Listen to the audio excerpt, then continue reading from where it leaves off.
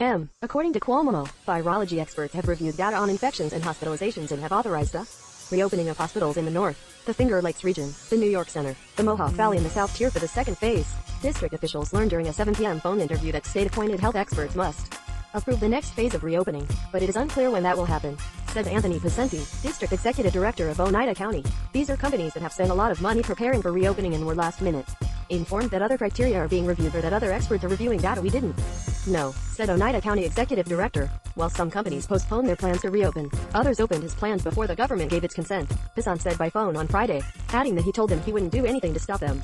New York City is scheduled to reopen June 8, with the state gradually easing restrictions imposed during the new coronavirus crisis. The announcement to reopen followed a day of confusion, as companies from different parts of the state were due to open on Friday, and at the end of Thursday they were informed that it was impossible.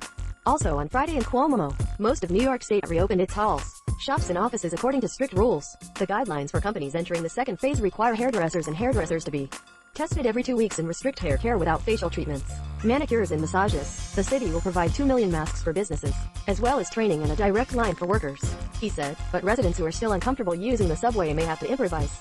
In the first phase of production resumption, manufacturers will be able to take their workers home and allow shop owners to work on the sidewalk. With just one ban, Mayor Bill de Blasio said that the first phase of reopening will employ 400,000 people.